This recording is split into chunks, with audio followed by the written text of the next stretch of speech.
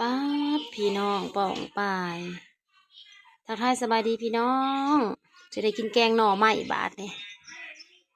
สาวไผ่ไปหาพี่น้องไฟไหมในหน้าเมื่อนะอืมันหลดออกคากิลีใหญ่ไวเถอะปะเนี่ยเฮ้ให้แต่ผมมีคนไปเอาเนาะอันนี้นะโอ้ทำสีแซ่บพี่น้องเอ้ยตัวตูดมันนี่มกกินอืมอืมมันหนักกระเทินมาจากนี่แกะเอาแหละจ้ะ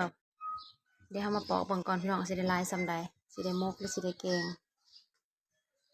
ได้ลายเติบได้พอมันเป็นบ่องพอเลย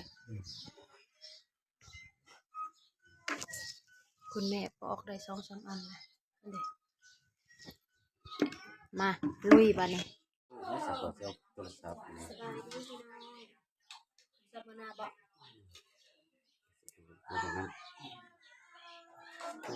สายของเรามันจะขาดซ้ายกับสีขาดแล้วก็หนึ่งต้องซื้ออันใหม่มามือพี่น้องก็ต้องใส่ทั้งมือดิคะทั้งมือมาใส่มันเป็นน้ำใหม่อันกระซ่านะพี่น้องน้ำใหม่กระซ่ามันมีขนเลยมีคนไปคนก่อนมันมีขนมันก็แซ่บอันพูดอย่างขี่สไลเดอร์นะก็ได้คือมันจะกินจะได้เด้อตะวันอย่างขี่สไลเดอร์เอาบุญบ้านเฮาก็ยับไปยับมาอย่างยับเขายับออกพี่น้องเว้ยหมู่บ้านนี้เว้ากับพี่น้องไปว่าบุญบ้านเฮาวันที่21วันนี้ไปร่วมกันเมื่อคืนนี่พี่น้องเป็นวันที่9 บาทนี่ง่ายไปง่ายมากปอกเสียโอกาสทำงานเนี่ยเป็นวันที่9มาบอกใส่กันนะแม่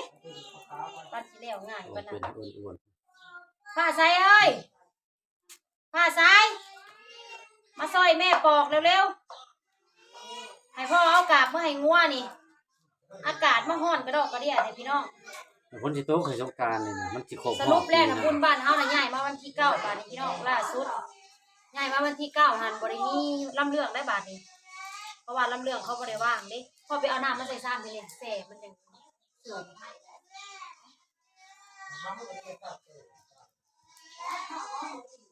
มอนอีกได้มอนได้ว่ามันมอนบ่ได้เครื่องนะ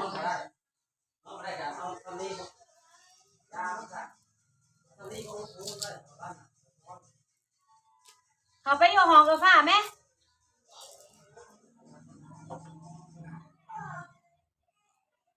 บอกเอาแหละก็เอากาบมันมือตะกี้นะบุญบ้านเฮาวันที่7เนาะพี่น้องง่ายมาเป็นวันที่9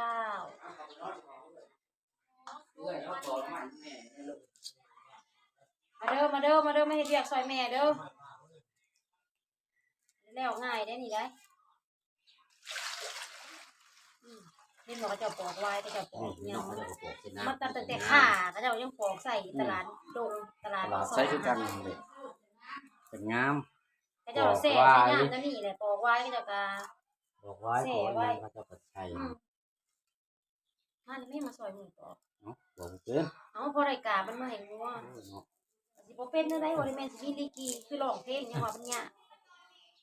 ได้ดีเนาะปอกหน่อไม้ปอกไปโลดได้ก็ปอกให้ซอยเว้ยแต่กินก็ยังซอยกินแกงแซ่บและแกงหามแกงบ่แซ่บ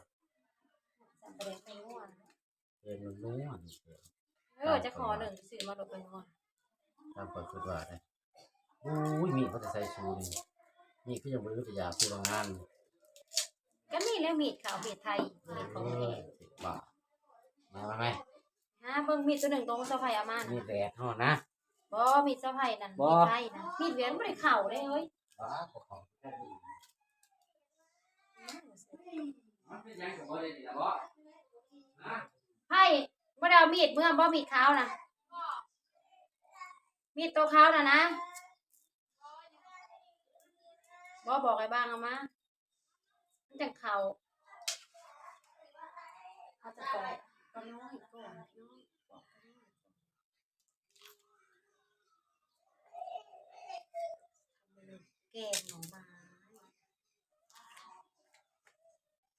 ดาวเป็นไปอันนั้นบ่มื้อนี้เกิดน้องดาวมาแกงเบรกเอา เดี๋ยวจะมุ่งไปตรงนั้น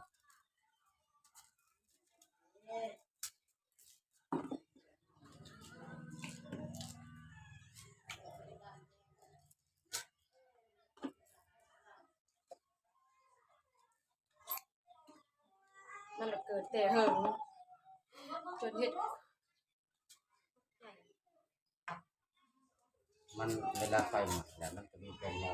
มีฮอดก็มีน้ำออกมา มันเลยกลายเป็นซุปในตัวมันเอง เออ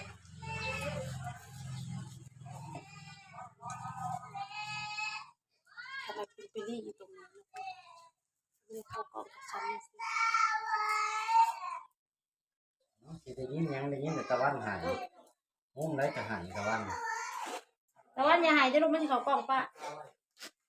นอนลูกนอนนอน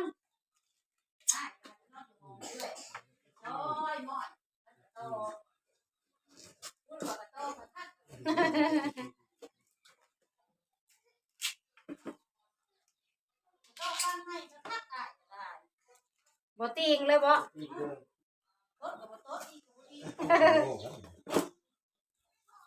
ไปไป ฮัลโหลพางานกันเอ้ามุมนี่บ่ได้ให้กล้องบ่ใส่ ลูกมันต่อก ล้องไม่ได้มุมเลยค่ะพี่น้องย้ายมองก่อนแนมบ่กรอบมันบ่ได้คือ คะแนนมันนั่นเขากับ อีกอย่างก็คือเอาผ้าอะไรบ้าง เขากับแคนเซิลงานนครพนม เป็นหยังต่อพี่น้องค่ะ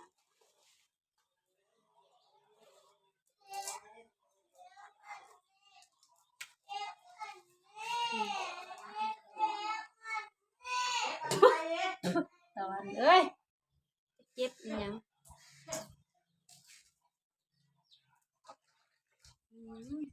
เป็นตาเสร็จเอง แคนเซิล เก่ง เหล่าเลยมาเสร็จ ใส่เองคือขา ใส่ผ้าหนาเสร็จ หน้าเขา มันกระดูกมันเนาะ แก่งเสร็จ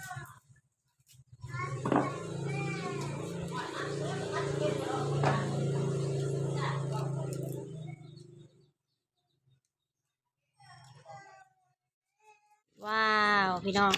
ปอกแล้วเรียบร้อยมื้อนี้ซะว้าวเดี๋ยวสิเอาไปทุบพี่น้องอันนี้นะ มาเถิด พวก มา อัดร เถิ อ ด ดแดดเดี๋ยวสิเอาไปทุบแบบนี้เขาสิเอาไปทุบพี่น้องแบบนี้จากแต่ตัวนี้ อยู่บนนอนอยู่บนน้องนอนนี่นะ โอ้ยพวกหาเงินบ่เป็นเว้ยนอนเงินกระเป๋าเงิน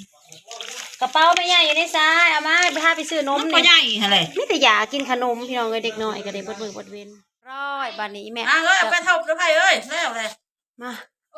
อยากกินข้าวต้มอยากกินขนมนี่แหละสิเฮ็ดดอกขึ้นมาพาเขาไปซื้อขนมซะก่อนสิไปน้ำป้าอยู่ บ่ ไปนั่งลงสวัสดีป้าลุงก่อนไว้ อ่ะ สวัสดีป่าลุ ป้าง ลุงสวัสดีป้าลุงตะวันไปซื้อนมน้ำป้าไว้